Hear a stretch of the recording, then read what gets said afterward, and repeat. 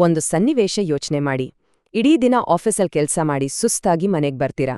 ಮನೆ ನೋಡಿದ್ರೆ ಪೂರ್ತಿ ಗಲೀಜು. ತಕ್ಷಣಕ್ಕೆ ಯಾರಾದ್ರೂ ಸಹಾಯಕ್ಕೆ ಬೇಕು ಅನ್ಸುತ್ತೆ ಅಲ್ವಾ?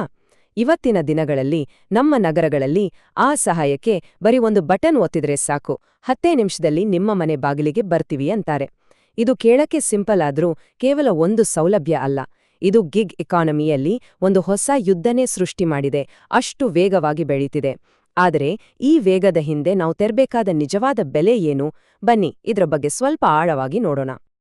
ಹೌದು, ಈ ಸ್ಲೈಡ್ ಈ ಇಡೀ ವಿಷಯದ ಹೃದಯ ಭಾಗವನ್ನೇ ತೋರಿಸ್ತಾ ಇದೆ. ಒಂದ್ಕಡೆ ನೋಡಿದ್ರೆ ಇದು ನಮ್ಮ ಆಧುನಿಕ ಜೀವನಕ್ಕೆ ಸಿಕ್ಕಿರೋ ಒಂದು ಅದ್ಭುತ ಸೌಲಭ್ಯ, ಮತ್ತೊಂದ್ ಕಡೆ ನೋಡಿದ್ರೆ ನೋಡುತ್ತಿದ್ದಂತೆ ಕುಸಿದು ಬೀಳೋಕೆ ರೆಡಿ ಇರೋ ಒಂದು ಇಸ್ಪೀಟ್ ಮನೆ ತರ ಕಾಣ್ತಿದೆ. ಅಂದ್ರೆ ಈ ಇಡೀ ವಿಶ್ಲೇಷಣೆ ಇವೆಲ್ಲವರ ನಡುವಿನ ತಿಕ್ಕಾಟದ ಬಗ್ಗೆನೇ. ಒಂದ್ಕಡೆ ಸುಂದರವಾದ ಭರವಸೆ, ಮತ್ತೊಂದ್ ಕಡೆ ಅದರ ಕೆಳಗೆ ಅಡಗಿರುವ ಅಪಾಯ. ಹಾಗಾದ್ರೆ ಈ ಇಂಡಸ್ಟ್ರಿ ಬಗ್ಗೆ ಅರ್ಥ ಮಾಡ್ಕೋಬೇಕು ಅಂದ್ರೆ ಮೊದಲು ಅದರ ನಂಬೋಕೆ ಆಗದಷ್ಟು ವೇಗವನ್ನ ನಾವು ನೋಡ್ಬೇಕು. ಈ 10 ನಿಮಿಷದ ಮನೆಗೆಲ್ಸ ಅನ್ನೋದು ಎಷ್ಟು ಬೇಗ ಒಂದು ದೊಡ್ಡ ಅಲೆ ಸೃಷ್ಟಿ ಮಾಡ್ತು ಅಂತ ನೋಡೋಣ ಬನ್ನಿ. ಈ ನಂಬರ್ ನೋಡಿ, ನಿಜವಾಗ್ಲೂ ತಲೆ ತಿರುಗುತ್ತೆ. ಬರೀ ಫೆಬ್ರವರಿ 2026 ಒಂದೇ ತಿಂಗಳಲ್ಲಿ ದೊಡ್ಡ ಪ್ಲಾಟ್ಫಾರ್ಮ್ಗಳು ಸೇರಿ 20 ಲಕ್ಷಕ್ಕೂ ಹೆಚ್ಚು ಆರ್ಡರ್ಗಳನ್ನು ನಿಭಾಯಿಸಿವೆ. ಸರಿಯಾಗಿ ಅರ್ಥ ಮಾಡ್ಕೋಬೇಕು ಅಂದ್ರೆ ಇದಕ್ಕೂ 2 ತಿಂಗಳು ಹಿಂದೆ ಅಂದ್ರೆ ಡಿಸೆಂಬರ್ನಲ್ಲಿ ಈ ಸಂಖ್ಯೆ ಬರೀ 13 ಲಕ್ಷ ಇತ್ತು. ಇದು ಸುಮ್ಮನೆ ಬೆಳವಣಿಗೆಯಲ್ಲ, ಇದು ಬೇಡಿಕೆಯಲ್ಲಿ ಆದ ಒಂದು ಸ್ಫೋಟ. ನಗರ ಜೀವನದ ಒಂದು ಭಾಗವಾಗಿ ಇದು ಎಷ್ಟು ಬೇಗನೆ ಮಾರ್ಪಟ್ಟಿದೆ ಅನ್ನೋಕೆ ಇದೇ ಸಾಕ್ಷಿ. ಇಲ್ಲಿ ನೋಡಬಹುದು ಮಾರುಕಟ್ಟೆ ಹೇಗೆ ಹಂಚಿಹೋಗಿದೆ ಅಂತ. ಅರ್ಬನ್ ಕಂಪನಿ ಮತ್ತೆ ಸ್ನ್ಯಾಬಿಟ್ ಎರಡೂ ದೊಡ್ಡ ದೈತ್ಯರ ತರ ಹೆಚ್ಚು ಕಡಿಮೆ ಒಂದೇ ಸಮಾನಾಗಿವೆ. ಎರಡೂ ಸೇರಿ ತಿಂಗಳಿಗೆ ಸುಮಾರು 8.5 ಲಕ್ಷ ಆರ್ಡರ್ಗಳನ್ನ ನಿಭಾಯಿಸ್ತಾ ಇವೆ. ಅಕ್ಷರಶಃ ಇವೆರಡೂ ಸೇರಿ ಒಂದು ಡುವೋಪೋಲಿ ಅಂದ್ರೆ ದ್ವಿಸಾಮ್ಯವನ್ನೇ ಸೃಷ್ಟಿ ಮಾಡಿವೆ. ಪ್ರಾಂಟೋ ಸ್ವಲ್ಪ ಹಿಂದೆ ಇದ್ರೂ ತುಂಬಾ ವೇಗವಾಗಿ ಬೆಳೀತಿದೆ. ಈ 3 ಕಂಪನಿಗಳೇ ಈ ಸಂಪೂರ್ಣ ಕ್ಷೇತ್ರವನ್ನ ಆಳ್ತಾ ಇರೋದು. ಆದ್ರೆ ಈ ಥರದ ಸ್ಫೋಟಕ ಬೆಳವಣಿಗೆ ಇದೆಯಲ್ಲ, ಇದು ತನ್ನಿಂದ ತಾನೇ ಆಗೋದಿಲ್ಲ. ಇದರ ಹಿಂದೆ ಒಂದು ದೊಡ್ಡ ಶಕ್ತಿ ಇದೆ. ಅದೇ ದುಡ್ಡು, ಅಂದ್ರೆ ಅಗ್ರೆಸಿವ್ ಸಬ್ಸಿಡಿಗಳು. ಹಾಗಾದ್ರೆ ಈ ಕಂಪನಿಗಳು ಇಷ್ಟು ದೊಡ್ಡದಾಗಿ ಇಷ್ಟು ಫಾಸ್ಟ್ ಆಗಿ ಬೆಳೆಯೋಕೆ ಕಾರಣ ಏನು? ಬನ್ನಿ ಆ ಹಣದ ಹಾದಿಯನ್ನೇ ಹಿಂಬಾಲಿಸೋಣ. ಈ ಸ್ಲೈಡ್ ಗ್ರಾಹಕರನ್ನ ಸೆಳೆಯೋಕೆ ಅವರು ಬಳಸೋ ಪ್ಲಾನ್ಗಳನ್ನೇ ತೆರೆದಿಡುತ್ತೆ. ಕಂಪನಿಗಳು ನೇರವಾಗಿ ಅಪಾರ್ಟ್ಮೆಂಟ್ಗಳಿಗೆ ಹೋಗ್ತಾವೆ, ಫ್ರೀಯಾಗಿ ಕ್ಲೀನಿಂಗ್ ಉಪಕರಣ ಕೊಡ್ತೀವಿ ಅಂತಾರೆ. ಅಷ್ಟೇ ಅಲ್ಲ, ಗಂಟೆಗೆ ₹1 ಕೆಲಸ ಮಾಡ್ತೀವಿ ಅನ್ನೋ ಆಫರ್ ಕೊಡ್ತಾರೆ. ಅವರ ಉದ್ದೇಶ ತುಂಬಾ ಸಿಂಪಲ್. ಮೊದಲು ಜನರಿಗೆ ಈ ಸೌಲಭ್ಯದ ಚಟ ಹಚ್ಚಬೇಕು, ಆಮೇಲೆ ದುಡ್ಡು ಮಾಡೋದು ಹೇಗೆ ಅಂತ ಯೋಚಿಸ್ಬೋದು. ಟೆಕ್ ಜಗತ್ನಲ್ಲಿ ಇದೊಂದು ಕ್ಲಾಸಿಕ್ ತಂತ್ರ. ಆ ಬೆಳವಣಿಗೆಗೆ ತೆತ್ತ ಬೆಲೆ ಇದು. ಫೆಬ್ರವರಿ ಒಂದೇ ತಿಂಗಳಲ್ಲಿ ಈ ಪ್ಲಾಟ್ಫಾರ್ಮ್ಗಳು ಒಟ್ಟಾಗಿ ಸುಮಾರು $11 ಮಿಲಿಯನ್, ಅಂದ್ರೆ ಸರಿಸುಮಾರು $90 ಕೋಟಿ ಸುರಿದಿವೆ.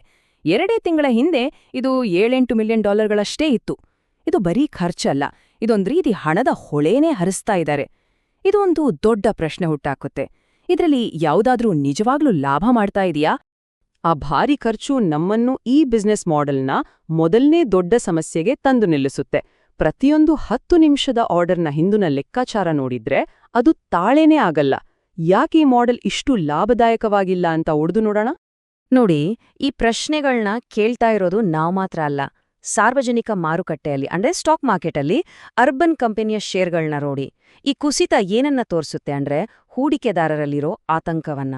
ಈ ಬಿಸ್ನೆಸ್ ಮಾಡೆಲ್ ಲಾಂಗ್ ಟರ್ಮ್ ಅಲ್ಲಿ ನಿಜವಾಗ್ಲೂ ಲಾಭ ತಂದು ಕೊಡ್ತಾ ಇಲ್ವಾ ಅನ್ನೋ ಅನುಮಾನ ಅವರನ್ನ ಕಾಡ್ತಾ ಇದೆ. ಇಲ್ಲಿದೆ ನೋಡಿ ಸಮಸ್ಯೆಯ ಅಸಲಿ ಬೇರು. ಸರಾಸರಿ ಆರ್ಡರ್ ವ್ಯಾಲ್ಯೂ ಅಂದ್ರೆ ಒಬ್ಬ ಕಸ್ಟಮರ್ ಒಂದ್ಸಲಕ್ಕೆ ಎಷ್ಟು ದುಡ್ಡು ಖರ್ಚು ಮಾಡ್ತಾರೆ ಅನ್ನೋದು. ಇದು ಎಲ್ಲಾ ಕಡೆನೂ ನಂಬೋಕೆ ಆಗದೇಯುವಷ್ಟು ಕಡಿಮೆ ಇದೆ. ಅರ್ಬನ್ ಕಂಪನಿಲಿ ಸುಮಾರು ₹170. ಸ್ನ್ಯಾಬಿಟ್, ಪ್ರಾಂಟೋದಲ್ಲಂತೂ ಇನ್ನೂ ಕಮ್ಮಿ. ಯೋಚನೆ ಮಾಡಿ, ಇಷ್ಟು ಕಡಿಮೆ ದುಡ್ಡಲ್ಲಿ ಸರ್ವಿಸ್ ಕೊಡೋ ಖರ್ಚು, ಮಾರ್ಕೆಟಿಂಗ್ ಖರ್ಚು, ಟೆಕ್ನಾಲಜಿ ಖರ್ಚು ಎಲ್ಲಾನೂ ನಿಭಾಯಿಸೋದು ಅಸಾಧ್ಯ. ಇನ್ನು ಲಾಭ ಮಾಡೋದು ಅದು ದೂರದ ಮಾತು. ಈ ಇಂಡಸ್ಟ್ರಿಯ ಒಂದು ವರದಿ ಹೇಳೋ ಈ ಮಾತು ಎದುರುಗಿರೋ ಚಾಲೆಂಜ್ನ ಸ್ಪಷ್ಟವಾಗಿ ನಮ್ಮ ಮುಂದಿಡುತ್ತೆ. ಲಾಭ ಮಾಡಬೇಕು ಅಂದ್ರೆ ಈ ಕಂಪನಿಗಳು ಪ್ರತಿ ಆರ್ಡರ್ನ ಬೆಲೆಯನ್ನ ಹೆಚ್ಚು ಕಡಿಮೆ ಡಬಲ್ ಮಾಡಬೇಕು. ಅಂದ್ರೆ ಇವತ್ತು ₹150 ಕೊಡ್ತಾ ಇದ್ರೆ ಮುಂದೆ ₹300 ಕೊಡ್ಬೇಕಾಗತ್ತೆ. ಇದು ನಿಜವಾಗ್ಲೂ ಸಾಧ್ಯನಾ? ಸರಿ, ಇಷ್ಟೊತ್ತು ನಾವು ಬರೀ ದುಡ್ಡು, ಲೆಕ್ಕಾಚಾರದ ಬಗ್ಗೆ ಮಾತಾಡಿದ್ವಿ. ಆದ್ರೆ ಈ ಕಡಿಮೆ ಆರ್ಡರ್ ವ್ಯಾಲ್ಯೂ, ಜಾಸ್ತಿ ಖರ್ಚು ಇದೆಲ್ಲ ಸೇರಿ ಒಂದು ದೊಡ್ಡ ಒತ್ತಡ ಸೃಷ್ಟಿ ಮಾಡುತ್ತೆ. ಆ ಒತ್ತಡ ನೇರವಾಗಿ ಹೋಗಿ ಬೀಳೋದು ಯಾರ ಮೇಲೆ ಗೊತ್ತಾ? ನಿಜವಾಗಿ ಕೆಲಸ ಮಾಡೋ ಕಾರ್ಮಿಕರ ಮೇಲೆ. ಈಗ ಈ ಪ್ಲಾಟ್ಫಾರ್ಮ್ಗಳನ್ನ ನಡೆಸೋ ಆ ಗಿಗ್ ಕಾರ್ಮಿಕರ ನಿಜವಾದ ಪರಿಸ್ಥಿತಿ ಏನು ಅಂತ ನೋಡೋಣ. ಒಂದು ಆರ್ಥಿಕ ಸಮೀಕ್ಷೆ ಪ್ರಕಾರ ಭಾರತದಲ್ಲಿ ಸುಮಾರು 48 ಲಕ್ಷ ಗಿಗ್ ಕಾರ್ಮಿಕರು ತಿಂಗಳಿಗೆ 15,000 ರೂಪಾಯಿಗಿಂತ ಕಡಿಮೆ ಸಂಪಾದಿಸ್ತಾರಂತೆ. ಇದು ಮುಂದೆ ನಾವು ಮಾತಾಡೋ ಎಲ್ಲದಕ್ಕೂ ಒಂದು ಹಿನ್ನೆಲೆ ಕೊಡುತ್ತೆ. ಅಂದ್ರೆ ಒಂದು ದೊಡ್ಡ ಕಾರ್ಮಿಕ ವರ್ಗ ಆರ್ಥಿಕವಾಗಿ ಅಸ್ಥಿರವಾಗಿದೆ, ಹಾಗಾಗಿ ಈ ಪ್ಲಾಟ್ಫಾರ್ಮ್ಗಳು ಹಾಕೋ ಒತ್ತಡಕ್ಕೆ ಸುಲಭವಾಗಿ ಬಲಿಯಾಗೋ ಸ್ಥಿತಿಯಲ್ಲಿದ್ದಾರೆ. ಕಾರ್ಮಿಕ ಸಂಘದ ಈ ಹೇಳಿಕೆಯಲ್ಲಿ ಬಳಸಿರೋ ಪದಗಳನ್ನ ನೋಡಿ. ಭೀಕರ, ಗುಲಾಮಗಿರಿಯಂತಹ ಇವು ತುಂಬಾ ಕಠಿಣವಾದ ಪದಗಳು. ಇದು ಕೇವಲ ಸಂಬಳ ಕಡಿಮೆ ಇದೆ ಅನ್ನೋ ಬಗ್ಗೆ ಅಲ್ಲ, ಇದು ತಮ್ಮ ಕೈಯಲ್ಲಿ ಯಾವ ಅಧಿಕಾರನೂ ಇಲ್ಲ ಅನ್ನೋ ಭಾವನೆಯ ಬಗ್ಗೆ. ಕಾರ್ಮಿಕರ ಕೋಪ, ಹತಾಶೆ ಎಷ್ಟು ಆಳವಾಗಿದೆ ಅನ್ನೋದನ್ನ ಇದು ತೋರಿಸುತ್ತೆ. ಒಬ್ಬ ಕಾರ್ಮಿಕರ ಈ ಮಾತು ಈ ಸಿಸ್ಟಮ್ನ ಕ್ರೂರ ವಾಸ್ತವವನ್ನ ಬಯಲು ಮಾಡುತ್ತೆ. ಇಲ್ಲಿ ತಪ್ಪು ಮಾಡಕ್ಕೆ ಜಾಗನೇ ಇಲ್ಲ, ಪರ್ಸನಲ್ ಎಮರ್ಜೆನ್ಸಿಗೆ ಬೆಲೆನೇ ಇಲ್ಲ. ಒಂದೇ ಒಂದು ಕೆಲಸ ಮಿಸ್ ಮಾಡಿದ್ರೆ ಸಾಕು, ನಿಮ್ಮ ಐಡಿನ ಬ್ಲಾಕ್ ಮಾಡ್ತಾರೆ. ಅಂದ್ರೆ ನಿಮ್ಮ ಆದಾಯದ ಮೂಲವನ್ನೇ ಕಟ್ ಮಾಡ್ತಾರೆ. ಇದು ಕಾರ್ಮಿಕರಲ್ಲಿ ಸದಾ ಒಂದು ಒತ್ತಡ ಮತ್ತು ಭಯದ ವಾತಾವರಣ ಸೃಷ್ಟಿ ಮಾಡುತ್ತೆ. ಪ್ರತಿಭಟನೆಗಳ ಸಮಯದಲ್ಲಿ ನಡೆದ ಈ ಘಟನೆ ನಿಜಕ್ಕೂ ಆಘಾತಕಾರಿ. ಗಂಭೀರವಾದ ಆರೋಪ ಮಾಡಿದ್ರೂ ಸಹ ಕಾರ್ಮಿಕರಿಗೆ ಯಾವುದೇ ರಕ್ಷಣೆ ಇಲ್ಲ, ಪರಿಹಾರನೂ ಇಲ್ಲ ಅನ್ನೋ ವ್ಯವಸ್ಥೆಯನ್ನ ಇದು ತೋರಿಸುತ್ತೆ. ಅವರ ಸುರಕ್ಷತೆಗಿಂತ ಹೆಚ್ಚಾಗಿ ಅವರು ಕೆಲ್ಸಕ್ಕೆ ಲಭ್ಯ ಇರೋದೇ ಕಂಪನಿಗೆ ಮುಖ್ಯ ಅನ್ನೋ ಥರ ಕಾಣಿಸುತ್ತೆ. ಈ ಸ್ಲೈಡರ್ ಪ್ರತಿಭಟನೆಗಳಿಗೆ ಕಾರಣವಾದ ಮುಖ್ಯ ದೂರುಗಳನ್ನ ಒಟ್ಟಿಗೆ ತೋರಿಸ್ದೆ.